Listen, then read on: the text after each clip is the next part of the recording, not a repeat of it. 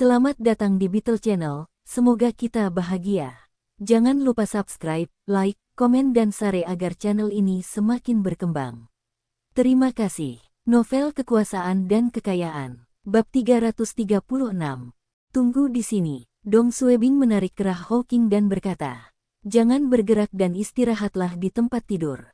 Setelah itu, Dong Suebing keluar dari kamarnya menuju tangga dan berteriak, "Apakah ada orang di sekitar? Bisakah seseorang turun?" Beberapa saat kemudian, seorang pria turun. "Apa yang salah?" Dong Suebing bertanya. "Benar, apakah kamu punya obat untuk menghentikan pendarahan atau Yunan Bai Yao?"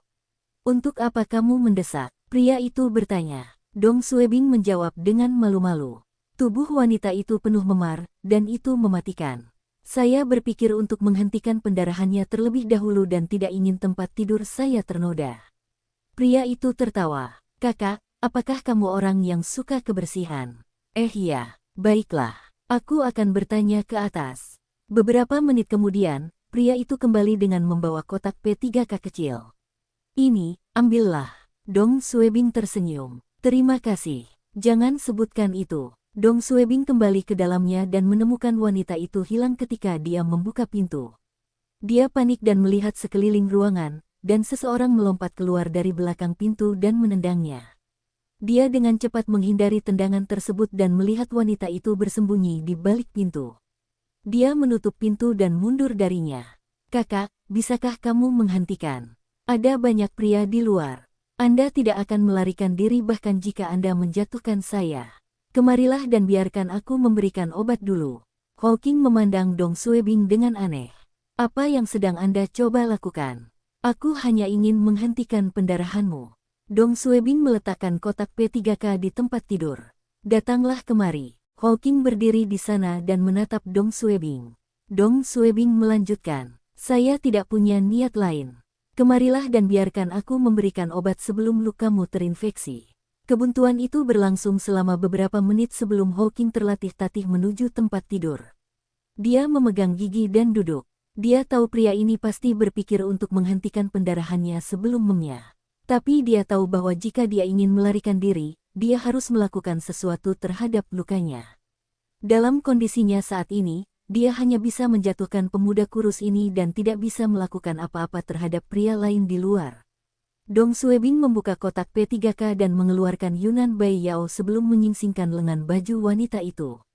"His." Hawking terkejut. Ada luka dalam di lengan, dan sepertinya itu akibat cambuk, yang mengering menyebabkan darah bajunya menempel pada lukanya, dan lukanya terbuka saat lengan bajunya ditarik ke atas, mulai mengalir dari lukanya, dan Dong Suebing dengan cepat menuangkan sedikit Yunan Bai Yao. Setelah itu, dia membalut lukanya dan menarik celananya. Kakinya penuh memar. "Bersabarlah. Ini akan segera berakhir," kata Dong Suebing. Hawking memandang Dong Suebing dan mengangguk. Dong Suebing mulai memberikan obat dengan lembut pada lukanya. Hawking mengerutkan kening dan bertanya dengan lembut, "Terima kasih, anak muda. Saya tahu Anda berbeda dari orang-orang di luar sana, dan Anda baik hati. Tahukah kamu berapa umurku?" "Saya berumur 40 dan cukup tua untuk menjadi ibumu." "Tubuhku juga tidak menarikkan." Dong Suebing tanpa sadar menjawab, "Kamu tidak tua. Ini disebut dewasa." Wajah Hawking berubah. "Saya sudah setua ini, dan Anda masih berpikir untuk memperkosa saya. Anda harus mencari wanita berusia sekitar 18 atau 19 tahun. Anak muda, Anda mungkin tidak tahu apa yang dilakukan orang-orang ini. Pernahkah Anda mendengar tentang pembobolan di Museum Provinsi? Peninggalan yang dicuri itu seharusnya ada di tangan mereka. Jika Anda dapat membantu saya menyampaikan pesan kepada keamanan publik, Anda akan mendapat penghargaan atas hal itu. Keamanan publik tidak akan mengejar semua kejahatan yang Anda lakukan di masa lalu. Anda tidak boleh terus melakukan hal-hal buruk dengan mereka. Polisi akan segera datang, dan Anda akan dijebloskan ke penjara. Hukumannya bukan 1 atau 2 tahun. Setidaknya 10 tahun hingga penjara seumur hidup. Anda harus mempertimbangkan ini dengan hati-hati." Dong Suebing tidak bisa berkata-kata saat mendengar ancamannya. Seorang polisi yang menyamar sedang mencoba meminta petugas lain yang menyamar untuk membelokkan. Ini terlalu lucu, tapi Dong Suebing khawatir ruangan itu akan disadap dan dikatakan, Saya tidak peduli dengan peninggalan apa. Setelah kami sampai di luar negeri, polisi tidak bisa melakukan apa-apa terhadap saya, dan saya juga akan mendapat uang dalam jumlah besar. Hawking menjawab dengan marah. Kamu pikir kalian semua bisa kabur? Polisi seharusnya menggeledah Haibing Bat Parlor sekarang, dan akan menemukan tempat persembunyian ini dari petunjuk di sana. Dong Suebing tertawa. Ini tidak akan secepat itu. Kami telah berganti kendaraan beberapa kali dalam perjalanan ke sini. Kenapa kamu tidak mengerti? Baiklah, oleskan obatnya terlebih dahulu. Dong Suebing melihat kaki Hawking. Aku tidak bisa menggulung celanamu sampai di atas lutut. Bolehkah aku melepas celanamu? Hawking menjadi cetak. Tidak, kakiku baik-baik saja. Mustahil. Dong Suebing tidak bisa gegabah dan mengulurkan tangan untuk melepaskan ikat pinggangnya. Hawking mengatupkan kedua kakinya. Saya sudah tua dan tidak dapat menahan ini, bisakah Anda melepaskan saya? Dong Suebing mendecakkan bibirnya. Saya tidak mencoba melakukan apapun. Apakah Anda ingin luka Anda terinfeksi? Tidak ada seorang pun di sini yang akan membawamu ke rumah sakit. Jangan sentuh aku. Ayo cepat. Tidak. Setelah beberapa kali mendorong dan menarik, Dong Suebing berhasil melepaskan ikat pinggang Hawking dan menurunkan celananya. Dong Suebing sedang tidak mood memikirkan hal ini dan mulai mengoleskan obat pada luka di pahanya. Luka Hawking telah diobati. Dong Suebing membersihkan tangannya dan membantu Hawking memakai kembali celananya. Hawking terkejut sekaligus lega melihat Dong Suebing tidak menerkamnya. Terima kasih. Tidur sebentar. Kamu seharusnya tidak tidur tadi malam, kan? Dong Suebing membantu Hawking berbaring di tempat tidurnya. Aku akan membangunkanmu pada waktunya makan. Hawking memukul pada malam sebelumnya dan kelelahan. Dia ragu-ragu saat melihat Dong Suebing sebelum menutup matanya. Kakinya tersembunyi seolah dia siap untuk menendang kapan saja. Dong Suebing takut dia akan keluar dari kamar. Jika dia ditangkap oleh orang-orang di luar, dia akan berada dalam bahaya. Jadi, dia mengambil tali dan mengikat kakinya sebelum menutupinya dengan selimut. Setelah itu, dia mendekati kursi dan tidur dengan kepala di atas meja. Beberapa jam berlalu. Tok-tok-tok. Dong Suebing bangun dan melihat perhiasannya. Hari sudah hampir genap, dan wanita itu juga sudah bangun. Dong Suebing berjalan mendekat dan membuka pintu. Pria yang menjaga tangga berada di luar dengan beberapa potong roti dan susu bungkus, dan Dong Suebing mengambil makanan darinya dan mengucapkan terima kasih. Pria itu melihat Hawking di tempat tidur dan memasukkan mata ke Dong Suebing sambil tersenyum. Bagaimana kabarnya? Lumayan. Dia penuh semangat, jawab Dong Suebing. Pria itu tertawa dan pergi. Dong Suebing lapar dan memasukkan sebagian roti ke dalam mulut dan menghabiskan sebungkus susu. Dia membantu Hawking berdiri dan mulai memberikan roti dan susu padanya. Hawking kelaparan dan menelan tanpa mengunyah. Setelah Hawking kenyang, dia melihat ke arah Dong Suebing. Berapa mereka telah membayarmu? Dong Suebing mengangkat bahunya. Mereka belum membayar saya apapun. Kita harus menunggu sampai kita berada di luar negeri. Bagaimana jika mereka tidak mengajakmu? Hawking belum menyerah untuk meyakinkan Dong Suebing untuk pindah pihak. Mereka adalah sekelompok penjahat, dan Anda berbeda dari mereka. Anda tidak tahu apa yang mampu mereka lakukan.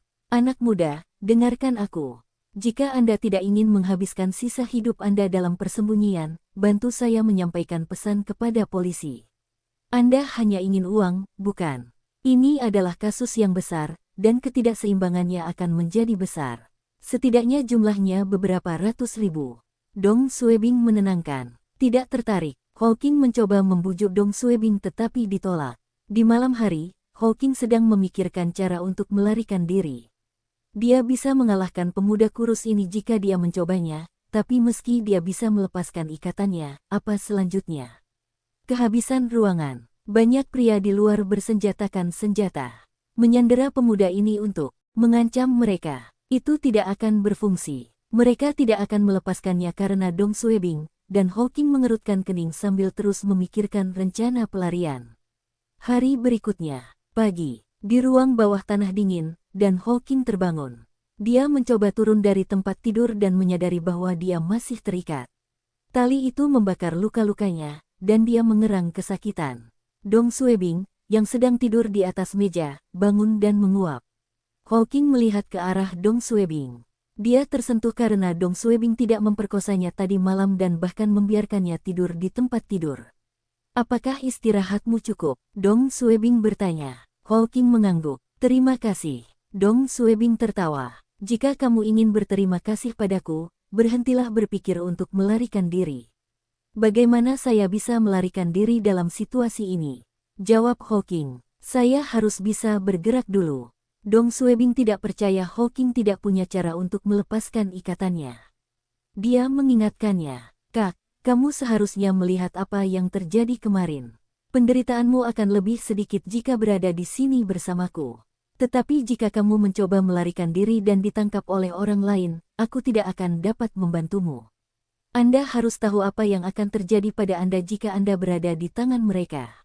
Semuanya bernafsu padamu. Hawking tetap diam. Dong Suebing melanjutkan. Saya mungkin perlu keluar sebentar.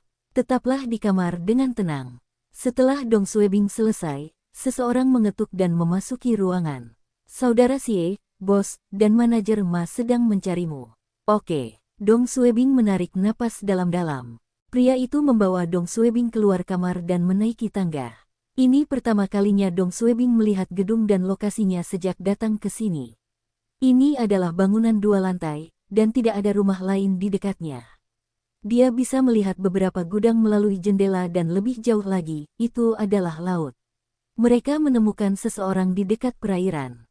Artinya relik tersebut bisa diselundupkan keluar Tiongkok, dan mereka bisa kabur. Di lantai pertama, ada 2 pria bersenjata.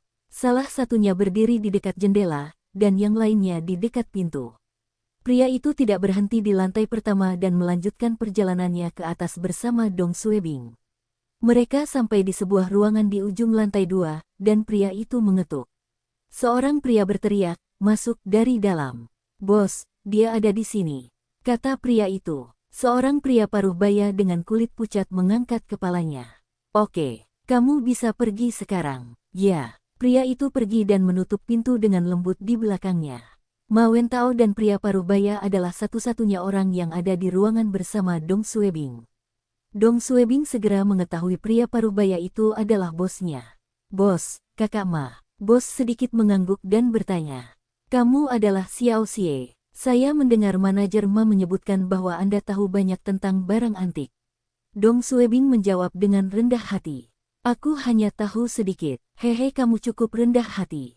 Bosnya terlihat tegas dan memiliki aura seseorang yang memegang posisi tinggi.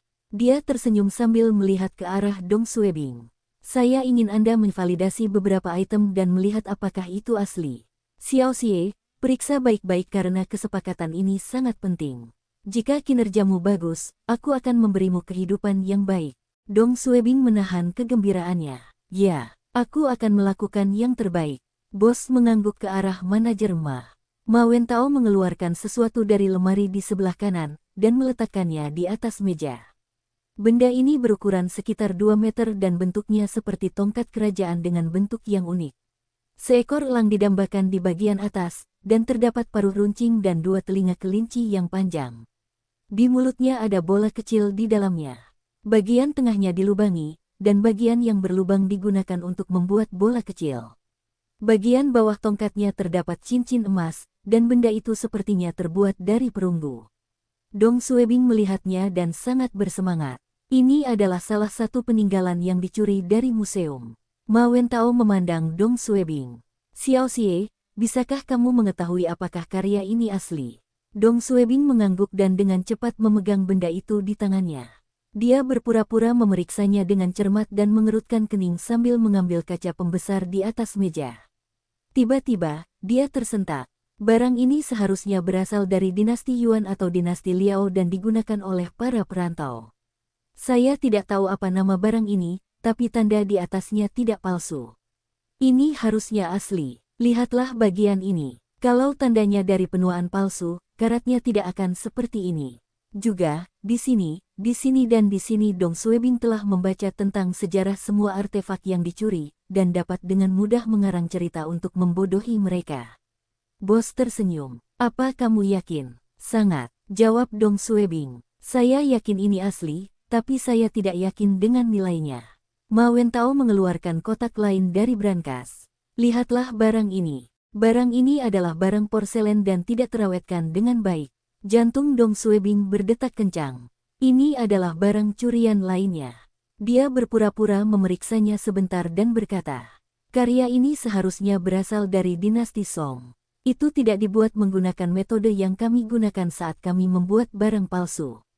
Selain itu, jika ini palsu, tidak ada seorang pun yang dengan sengaja membuat cacat di sini. Sayangnya bagian ini rusak. Bos berpikir sejenak dan bertanya, berapa nilainya? Saya tidak yakin, tapi jumlahnya lebih dari 10 juta. Dong Suebing menatap benda porselen itu dengan rakus, tapi Dong Suebing tidak mengatakan yang sebenarnya kepada mereka. Barang ini bernilai lebih dari 10 juta. Ini adalah peninggalan budaya kelas 2 nasional, dan berdagang secara pribadi merupakan kejahatan. Jika barang porselennya tidak rusak ringan, itu akan menjadi peninggalan kelas 1. Barang ini sangat berharga. Manajer Ma mendengar ini dan menarik napas dalam-dalam. Ma Wentao dengan cepat mengeluarkan 2 barang lainnya. Salah satunya adalah peninggalan tingkat 2, dan yang lainnya adalah peninggalan tingkat 1. Dong Suebing tidak melakukan trik apapun untuk mencegah dirinya dicurigai. Dia telah menyiapkan apa yang harus dikatakan dan mengklaim semua barang itu asli kecuali barang terakhir. Dia memberitahu bos dan manajer Ma bahwa dia tidak tahu apakah itu nyata. Dengan melakukan ini, bos dan Ma Wentao lebih mempercayainya. Tidak ada ahli yang bisa mengotentikasi semua barang antik. Itu akan terlalu mencurigakan. Satu-satunya penyesalan adalah Dong Suebing tidak melihat harta nasional yang paling berharga. Setelan giok Liu Shen dijahit dengan benang emas. Tapi itu harus disimpan di brankas di bawah meja. Sulit untuk membuat replika setelan giok Liu Shen yang dijahit dengan benang emas tidak memerlukan Dong Suebing untuk memverifikasi keasliannya. Bersambung, terima kasih telah menyaksikan dan mendukung channel ini.